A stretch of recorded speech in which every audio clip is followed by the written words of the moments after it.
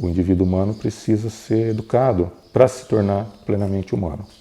Portanto, se a educação falha, né, se a educação é precarizada, se a educação não acontece em alguma das suas dimensões, esse indivíduo está sendo cerceado.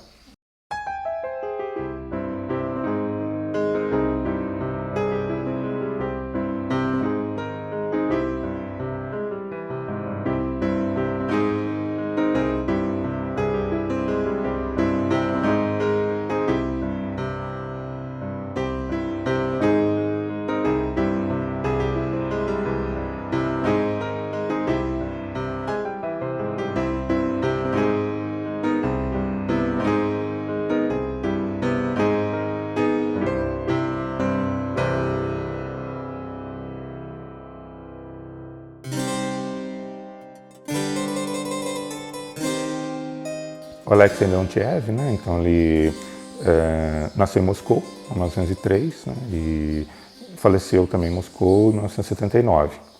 E ele começou a carreira dele estudando um curso, na verdade, voltado para as ciências humanas, ciências sociais, na década de 1920, e ele fez essa formação inicial, né, e depois, então, passou a desenvolver pesquisas, né, nesse campo da psicologia, e se agregou com outros pesquisadores. Então formaram um time de pesquisadores para começar a estudar, por exemplo, o desenvolvimento da criança. Tudo eram áreas novas, né, que não estavam ainda muito estudadas. E aí ele se aproximou então desse grupo que era liderado pelo Vygotsky, né, e formaram então o que as pessoas chamam de troika, né, três grandes pesquisadores aí, o Vygotsky, o Luria e o Leontiev. Então eles fizeram esse trabalho em conjunto até a década de 1930, mais ou menos, trabalharam em conjunto. Depois Vygotsky faleceu, né? E o Leontiev então passou a trabalhar na Universidade de Moscou, chefiando o departamento de psicologia. Ele foi um pesquisador muito de laboratório, assim, um pesquisador muito de investigar dados, fatos, né? E ao mesmo tempo ele escreveu uma obra com elementos bastante filosóficos. Então ele, de certa forma, tentou ligar essas duas questões.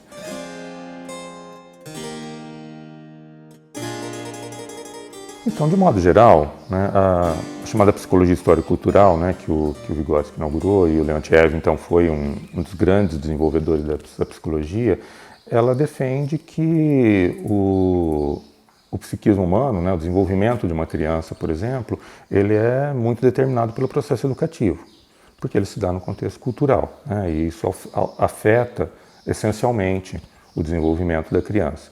Por aí a gente tem uma aproximação muito grande com a educação, porque eles sempre defenderam, por exemplo, né, que um dos elementos centrais do desenvolvimento da criança é o aprendizado do conhecimento já existente, do conhecimento já elaborado. Quer dizer, a criança precisa se apropriar daquilo que a humanidade desenvolveu ao longo da história para que ela possa se desenvolver plenamente como ser humano. E por isso, né, eles foram também muito ligados à questão da psicologia educacional, né, que chegaram até num certo momento a criar um ramo da psicologia voltado especialmente para essa parte do que seria hoje a psicologia escolar.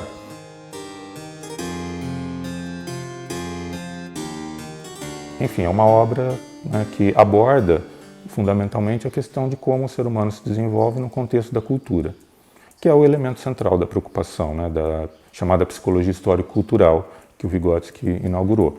Né, pensar o ser humano como um ser humano que se desenvolve na relação social, né, na relação com outros seres humanos e, portanto, no contexto de uma determinada cultura.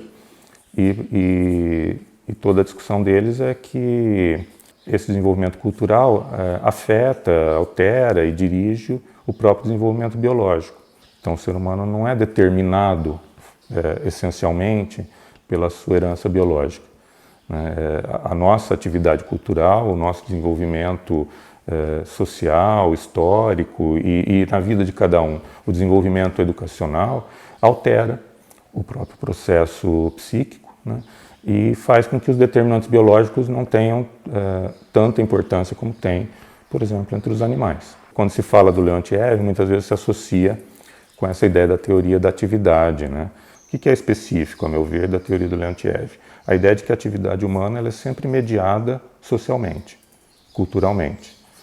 Então, a sociedade está sempre mediando a atividade do indivíduo e dirigindo essa atividade. Então, um dos conceitos que o Leontiev identificou foi o conceito de atividade dominante ou atividade principal. Então, a ideia de que em cada fase do desenvolvimento da criança existe uma atividade que é determinante para o desenvolvimento dela e, portanto, precisa ser olhada, vamos dizer assim, com mais atenção. Então, no caso, por exemplo, né, que a gente já trabalha mais, que é crianças de idade pré-escolar, né, crianças do processo de escolaridade aí, dos anos iniciais do ensino fundamental.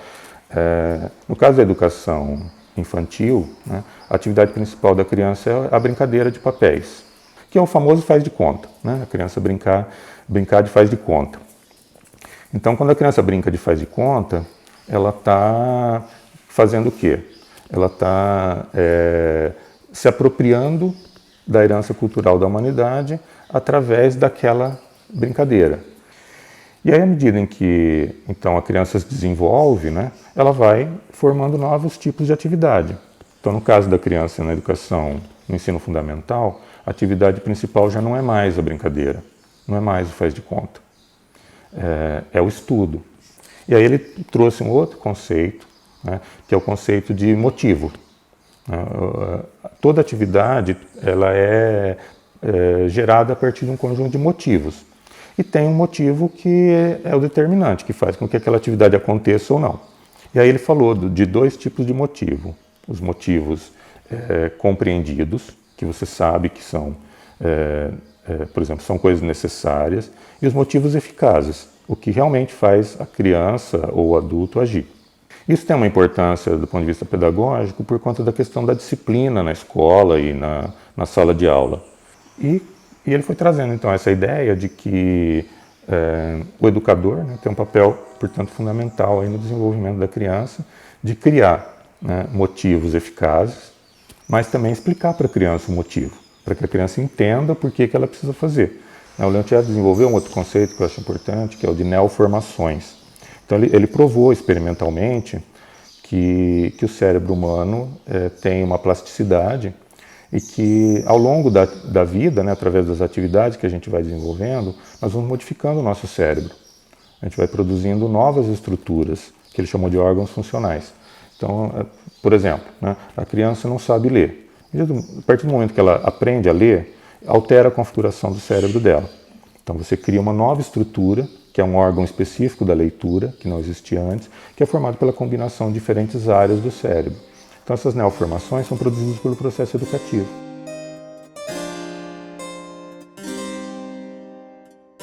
Aqui no Brasil, eu vejo que a gente tem principalmente duas correntes que tentam extrair consequências dessa teoria para a prática pedagógica, né, para o trabalho do professor em sala de aula. Uma é que tenta fazer isso de uma forma mais direta. Então, tem autores que trabalham nessa perspectiva de tentar buscar uma relação mais direta entre o que o autor escreveu e o que são os problemas da sala de aula. E aí tem alguns conceitos que foram elaborados mais recentemente, baseados na teoria do Leontiev, como o conceito de situação desencadeadora da aprendizagem, né, que tenta trazer um pouco a ideia do Leontiev de que toda atividade humana, né, ela tem um motivo para ser feita, ela tem uma série de relações que se estabelecem para que o sujeito possa realizar a atividade.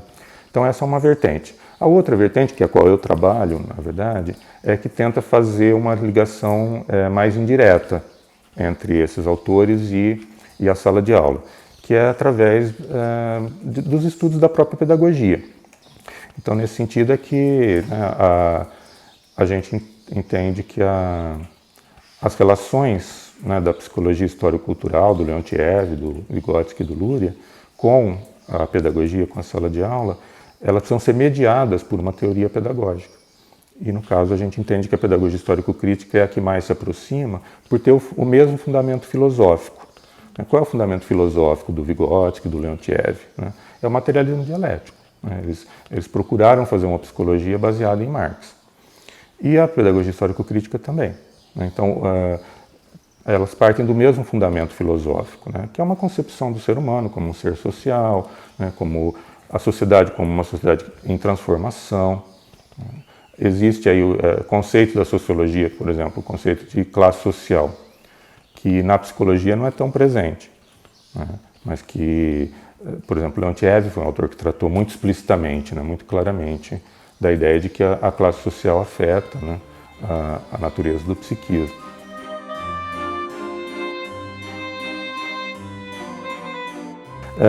O livro que tem, né, em língua portuguesa, talvez em que ele desenvolve uma teoria um pouco mais elaborada, é esse aqui, o Desenvolvimento do Psiquismo. Mas aqui ele fala desde como os animais, né, aprendem, desde os animais mais simples, né, até chegar no ser humano. E o que diferencia o aprendizado humano, o conhecimento humano, dos animais?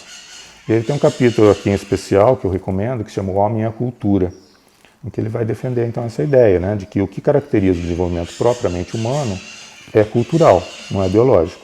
E tem disponível na internet uma tradução do livro dele, né, que se chama Atividade, Consciência, Personalidade.